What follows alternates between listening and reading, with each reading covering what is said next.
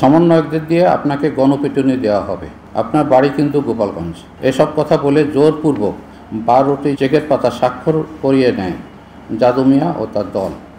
জাদু মিয়া আমাকে বলেন, আপনাকে আমি সরকারের উপদেষ্টা বা প্রধান উপদেষ্টা সহকারী বানিয়ে দেব, কিন্তু এখানে কিছু খরচের বিষয় আছে, আমাদের খরচাপাতি দিতে হবে। আমি তাদেরকে জানাই আমার কাছে কোনো ক্যাশ ক্যাপিটাল নাই।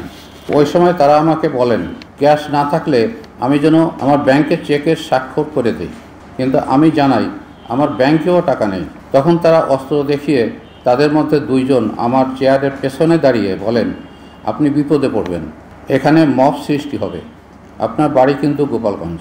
সমন্বয়কদের দিয়ে আপনাকে গণপিটুনি দেওয়া হবে। এসব কথা বলে জোরপূর্বক 12টি চেকের পাতা স্বাক্ষর করিয়ে নেয় জাদু মিয়া ও তার দল।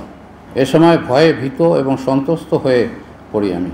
ফলে চেকগুলোতে তারা তাদের মতো করে টাকার অঙ্ক বসিয়ে নেয়। চেকগুলোর স্বাক্ষরেও একটির সঙ্গে অন্যটির তেমন মিল নেই। এছাড়া কোনো কোনো চেকে টাকার পরিমাণ কথা এবং অঙ্কে মিল নেই। একটা ফেরত চেক পেয়েছি আমি জাদু মিয়ার কাছ থেকে, ওটা আমার কাছে আছে, আপনারা দেখতে পারেন। এসব ঘটনার এক সপ্তাহ পর জাদু মিয়া ও তার দল আবারও আমার কাছে এসে মবের ভয় দেখায়। বলে, আপনি এসব কথা কাউকে বলবেন না, বললে আপনি নিজেই বিপদে পড়বেন। আমি যেন পুলিশের কাছে না যাই, কারণ থানা পুলিশ সবই তাদের, তাই তাদের কথা না মানলে আমাকে সমন্বয়ক দিয়ে মবের মধ্যে ফেলে দিবে। শেষে তারা বলে, আমাদেরকে কিছু খরচের টাকা দিলে আপনার চেক ফেরত দিব। তখন তারা 15 লাখ টাকা দাবি করে। আমি এত টাকার ব্যবস্থা করতে পারবো না বললে তখন আমাকে প্রাণনাশের হুমকি দেয়। শেষে আমি আতঙ্কে আত্মীয় স্বজনদের থেকে ধার নিয়ে জাদু মিয়া এবং তার গ্রুপটিকে বিভিন্ন সময়ে 15 লাখ টাকার বেশি প্রদান করি। পরে জাদু মিয়া আমাকে একটি চেক ফেরত দেয়।